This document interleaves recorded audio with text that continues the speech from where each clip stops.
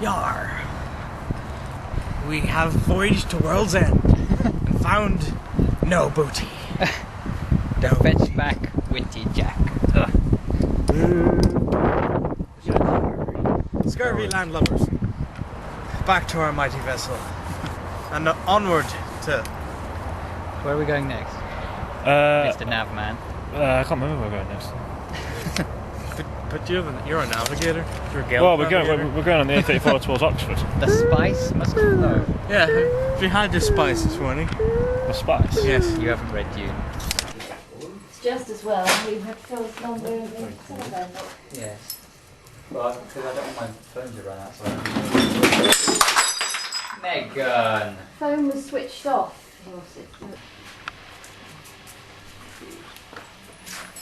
Hello. Hello. Need dinner time for them. You're probably wondering why we're back at our house. It's because I left my bag behind. So I had to come all the way back. Luckily, we were actually at quite a convenient place to come back. So now we're having to consider which parts of the route are going to be culled. Because we've lost the time. So yeah, we were going to go up and sort of do a wibbly bit over here, but now we're just going to have to sort of go to the M25 and then go around. So yes, that's the situation. So we're all having drinks and making use of the fact that we're at my house again. Yeah, I'm taking this opportunity to check my emails. Lame. What else do you want me to say? That's true. Yes, we need to get back to the car. I'm finishing my tea. Tea is very important. I'm going to have some more Coke. But Phil's watch that. The British Empire was run on tea. I think it was one with guns. Yeah, but it was run on tea. Tea and guns. And coal and steel. Tea and guns. Yeah, that pretty much sums up the British Empire. Tea and guns. And a hint of slavery. Oh yes. Can't do without some of that. His watch, no, Phil's watch strap is broken. Oh, finally. Like, I've been planning this for months. But finally, I thought it was never going to go. Now I will be the primary timekeeper as far as Phil is concerned. And I will slowly begin adding minutes to his time. You're insane and you're a desperate man. So. This time Why with does it sound so Phil quiet? in command of a unfamiliar car. Enjoying it, Phil? Already? We'll find out. Bumpy, bumpy, bumpy, stinky, bumpy.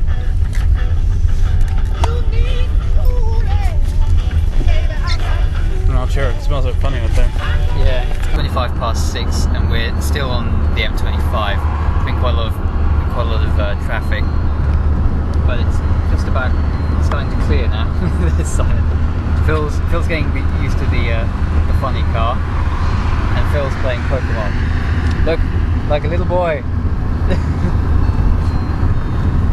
Admittedly, it's my copy of Pokemon, and I'm actually helping him by telling him what to do. So I still remember all of this stuff. It's not as if my street credit's really going to suffer from this, is it? No, it's a good thing I didn't have the camera on when you and It's Simon already were kind discussing. of about as low as you can get. Yeah. It might improve. Really? Well, it might improve by you playing a game that's how old? It's like 8 years old, that game. I don't think the age is the irrelevant fact. It's probably that it's meant for 6-year-olds. Yeah. So anyway, we're making reasonably good progress. We should get to the campsite without having to I can't see the clock. Without having the phone. So into the Dartford Tunnel. It's taken us like an hour to get about 5 miles, but we're here and here we go.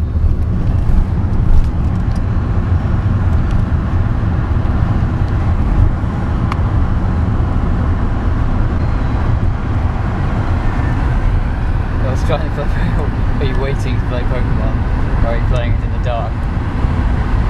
Old-fashioned Game Boy with no light screen or anything. It's a silly game.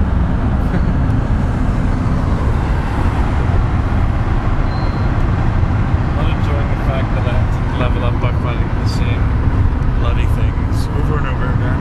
Yeah, it's called grinding. You do that a lot in Pokemon.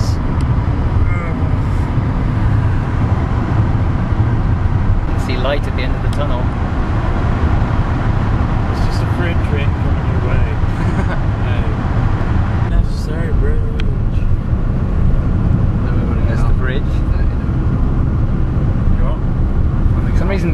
here, I'm very minded of that War of the Worlds bit. You need to tell me exactly where we're going.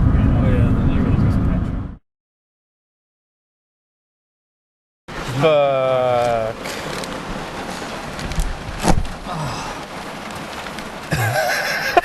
Fucking weather. Well, in the middle is that thing in the middle, which is what's currently now is fresh water and wastewater. And then far in Bennington Fairlands, over there is the toilets. Yeah. Okay. Washing, stuff. Cool. This light's just died.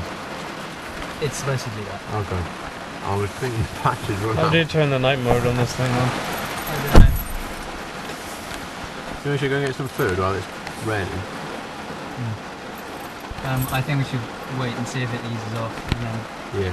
go and then put the tents up, because I think that's most important. We don't set up on that bed of solid ground over there. That's not solid ground. Nothing to put the That's not solid ground. then A would be sleeping on concrete, and B you wouldn't.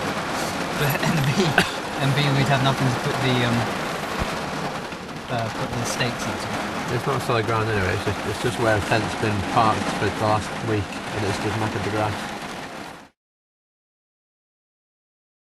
Well, that was a rather interesting evening. What with setting up our glorious palace in the rain. Well, actually, I mostly watched. But I figured if I was involved, I would just get in the way. So apart from one interesting suggestion, by and large, I adopted the Bangor Grammar School Year 1 standing in the rain playing rugby position. Began to feel rather bad for myself. So here we are, in our damp tent, and our hastily assembled camping gear, with its dodgy lights and excess moisture. I've said damp already. And we marched off into the night, down dark country lanes, in a way I don't think I've ever done before. Certainly not without another torch. And we barely have one of those. On the half-remembered position of the interestingly named Joy Fook Chinese takeaway. And then the lights of it emerged like Shangri-La to It's very apt, a actually. frostbitten Wet. Himalayan explorer, or an oasis to starving, thirsty desert traveller. Mostly thirsty, I'd imagine. There it was. It looked kind of unreal. And it really, by all rights, probably shouldn't have been opened. If it was on a high street, it would have been opened. If it was in like a Curry Mile in Manchester, it would be open. But it was where in the middle. Literally in the middle of nowhere, and Yeah. it was basically connected to the golf course. Exactly. But it was open. It was open, and it was No one was there apart from the waiting staff. just 7 waiters, the manager, and us. And faint, crappy music was playing, like you expect from a Chinese/Indian restaurant experience. And blue neon lighting was everywhere, and it was fucking weird. It was just surreal as shit, if shit can be surreal. What do you think? I mean, I was like, whoa, It this was- is fucking weird. It was pretty weird. It was like something out of a dream, really. Yeah.